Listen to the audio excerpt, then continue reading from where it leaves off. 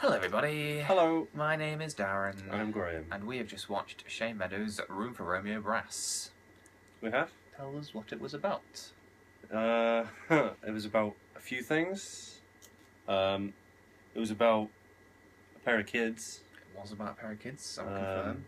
And they befriend a young man, introducing Paddy Considine to the cinematic world. Yes, and he is a fucking oddball.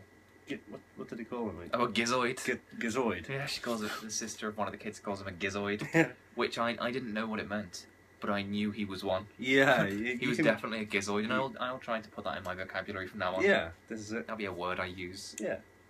And basically, yeah, because of kind of his actions propel the story. Gizoids. The Gizoid's actions propel the story in different directions, and it just becomes more.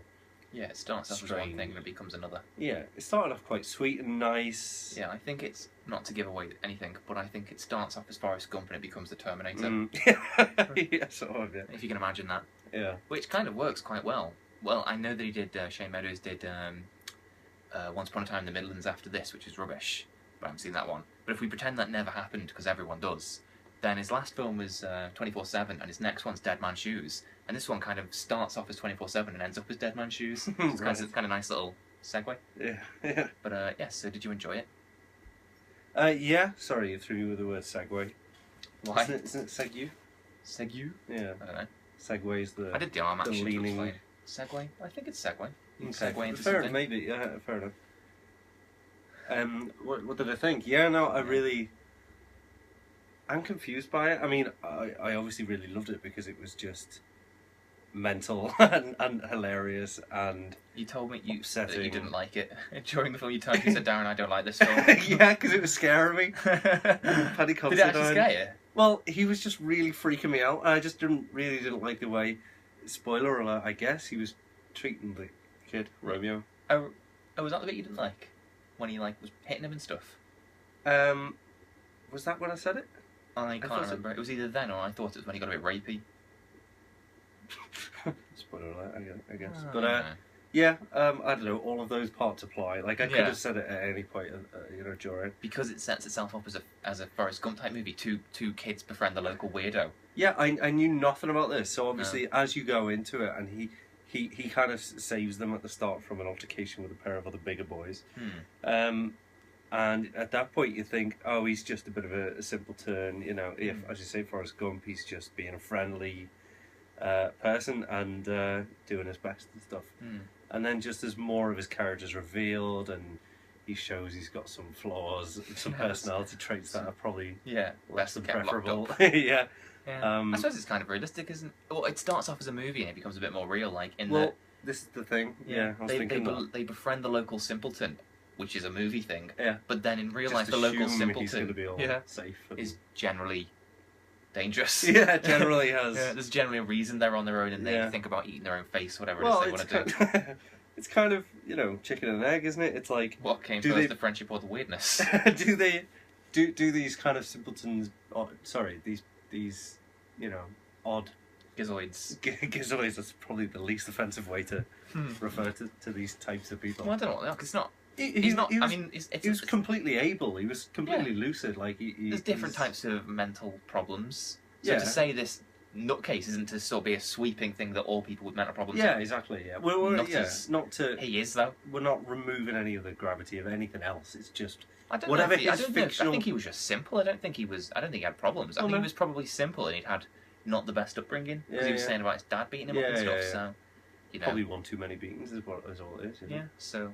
I mean, he was driving and stuff like that, so he had some, Yeah. So and he claimed he'd never. I think it's okay not to like this character despite his mental handicaps. Yeah, I just didn't want that to be the reason why. Like, I don't want anyone to think. I don't think a normal person would do what he's doing, but I don't think all people with all the different kinds of mental problems that there are would do what he's doing. Exactly. But he's a definite. Where were we? What was I saying? I don't know. Right. We got tied up in knots trying not to be offensive. Yeah, exactly. Usually it's about we don't people. try this hard for racism, is there? Yeah, well we do. That's the problem. So, but anyway, it's just really fun to watch because the whole point is, like, he's got this kind of childlike innocence at the start, and so do the kids, obviously, because they are children. Mm-hmm. But as it progresses, and you do learn more about him, and he's kind of pushed into different situations, and he pushes himself into different situations, you learn that he's not quite so innocent after all, and he's got these different kind of anger issues and stuff. Yeah. I mean, he's got some good points about women being prick teasers. I agreed with them. Not so much the rapiness of what followed. No, I wouldn't. I mean, she went round to his house. What did she think was going to happen? Oh my God. She said, "Let's watch a movie." Why would she say that if she clearly wasn't up for it? Don't even. What did she think he meant when he said, "Come round and watch a film"? You're so offensive. Don't mean it. I think it's almost like the opposite of 24/7, sort of, in that both films are about youngsters who are lacking a strong father figure. Mm-hmm.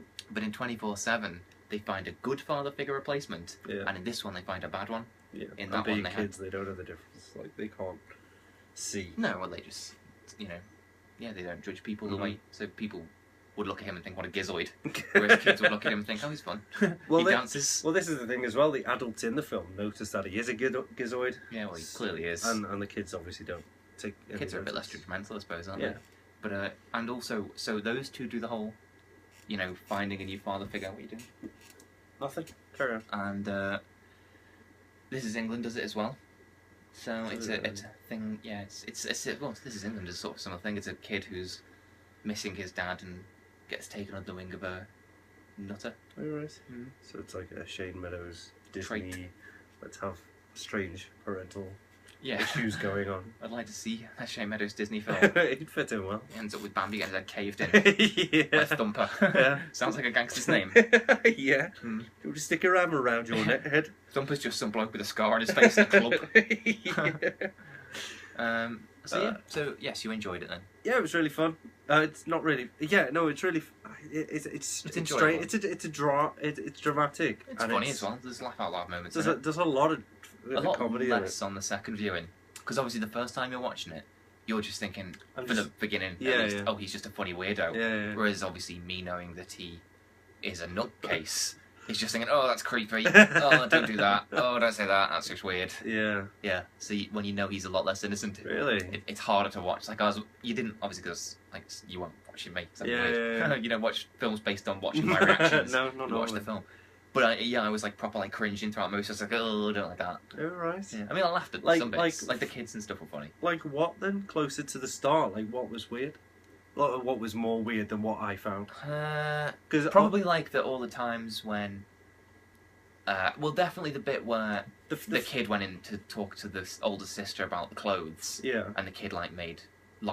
Yeah. Like when he did that, I was just thinking, don't do that. He's not gonna like it. Right. Oh, I see. Whereas So you're in probably thinking like, oh, it's funny because they're dressing him up like a weirdo. Yeah. Because in the film, he fancies one of the kid's sisters, and so one of the kids goes and asks what kind of clothes she likes, and then the kid then goes back and tells the weirdo that she likes the opposite of what she does like and dresses him up like a freak. Yeah. So you would have been watching that thinking it's funny because Yeah, they're yeah. going to dress the simpleton up as a weirdo.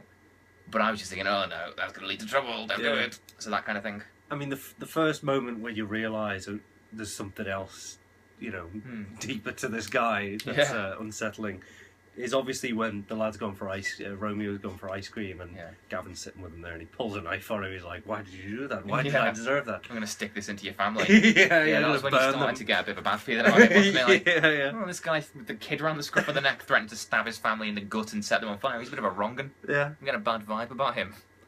But it's funny because like kids don't really have a voice, and this is kind of like they couldn't have told anybody because nobody listens to them anyway. Like I think if you said that, I mean, it depends on the parents, but I think if I'd come back home as a 10-year-old and said some guy just pulled a knife on me and threatened to stab you, they'd probably believe me. believe it because they all right, maybe they believe Maybe that, they wouldn't in that film.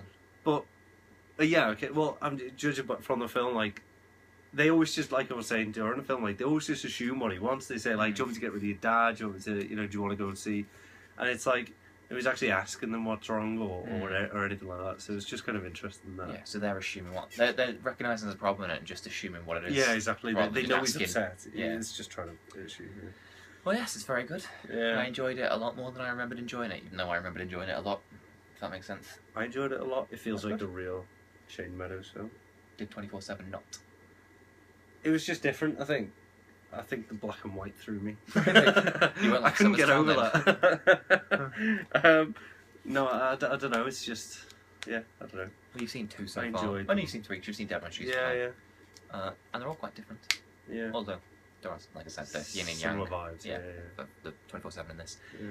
Oh well. Anything else to say? No, no. Me neither. Oh well. 10 minutes. Bye everyone. See you now.